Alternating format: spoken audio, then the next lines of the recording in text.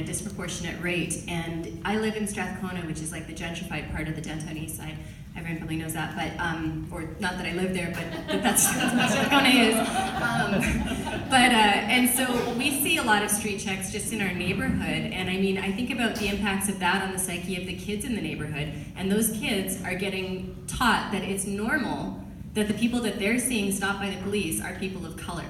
And to me, that's just, like yet another huge problem with street checks. I mean, I don't really see anything valid in them at all, quite honestly. They are a tool of discrimination and of institutionalized oppression. Thank you. I think that definitely it's demoralizing. Just imagine, you're walking down the street, police sees you, they stop you, they start asking you questions. People who see you interacting with the police often assume that you have a problem. And so imagine it happens once, twice, 3 times, 4 times. You begin to think that there's something wrong with you. And you begin to think that maybe I shouldn't be in public. When you see the police, instead of walking straight, you cut corners. So why do they do this? The assumption is that if you're a person of color, you've done something wrong. And this is reflected by who is stopped and who isn't. Desmond Cole is a black journalist out of Toronto. He came here to speak at a gala fundraising dinner, talking about the issue of street checks. The day after he arrived here, he went for a walk to Stanley Park, and guess what? Street checked.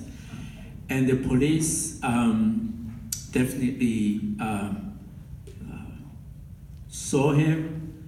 The guy was driving, he turned around and started asking him questions.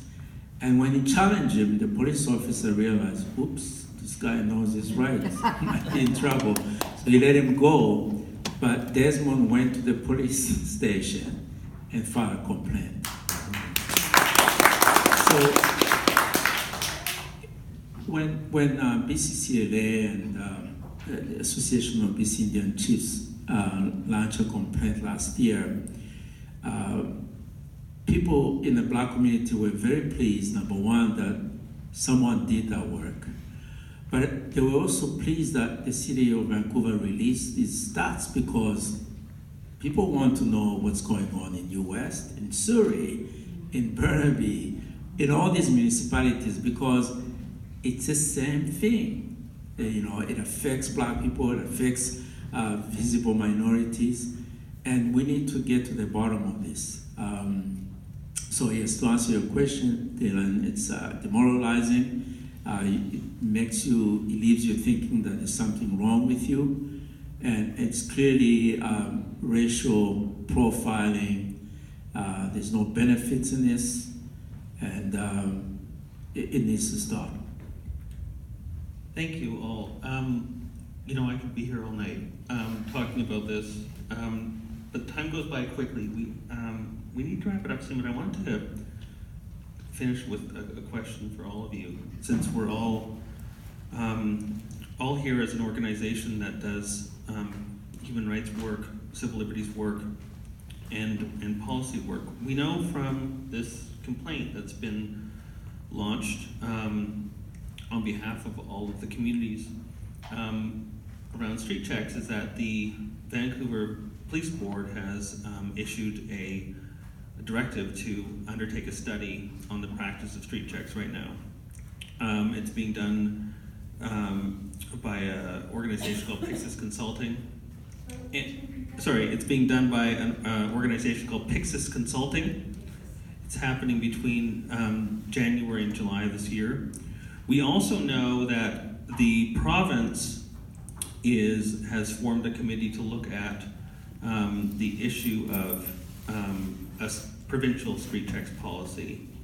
And I want to take advantage as the community lawyer of the BCCLA with all the expertise on this stage to ask all of you, when we talk about a street checks, policy or guideline, what do the policymakers in the government, in the committee, us as an organization, need to know about developing such a policy? What are some of the things that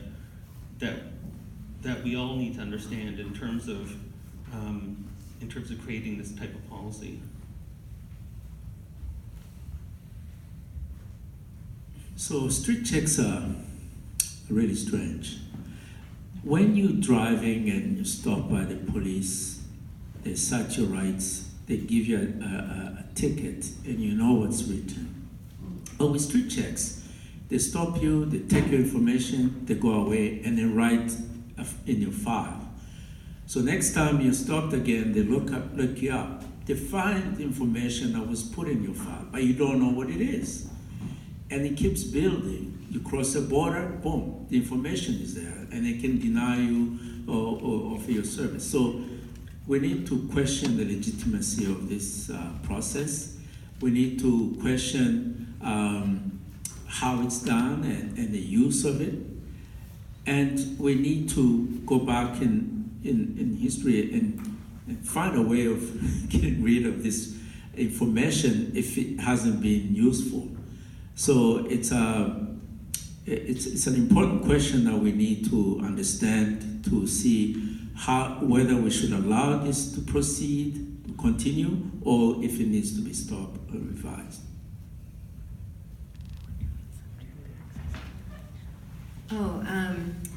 Thanks. Yeah, I think it's it's a challenging thing. I guess I'm involved in that one with the province. We've only had one meeting, but even that one meeting, we didn't have a terms of reference, a whole bunch of issues with it, and there's some drafts, and the glaring issue with kind of perpetuating street checks is that I think a question for the policymakers would be how are you, if you must continue street checks, how are you going to do them in a way that is free of racial bias and racial profiling? And I think the answer to that is likely impossible. And if there's a need, if you see if a police officer sees someone that is doing something that looks suspicious, then they already have a reason, I think, to approach that person. I don't think they need the additional tool of the street checks, which I feel like just perpetuate kind of like the ongoing surveillance and monitoring of bodies and people of color. I mean, First Nations people weren't allowed to leave reserves without a pass until 1951. I mean, it's just a continued assault on people. So again, I just don't see, I'll be curious to hear what the province says in response to that question. I think that these are human rights violations. That taking it to any level of government, municipal, provincial, or federal, within a country that is based on a system of corruption, racism, violence, white supremacy, genocide, ecocide, to me is a futile. I think that is a necessary step, but the first step, Human Rights Tribunal. Take it to the highest level possible, take it to the world courts, take it to international organizations, and know where and when to put the pressure. That sadly, a lot of the people that are recruited and drawn to policing are the ones who are perpetuating these racist behaviors, who are protected within it, and being effective with the resources and skills and people that we have in place, learning from each other, using existing laws to create boundaries for them and create freedom and space for us. That stepping out of this Canadian-only lens, bringing it to a higher level, connecting it with other people who are also doing this work around the world, that building this collective front, using collective knowledge, and working with laws that supersede Canadian laws. Because Canada's laws are created to benefit Canada, and anyone who stands in opposition to that is now on the other side, Canada has deemed.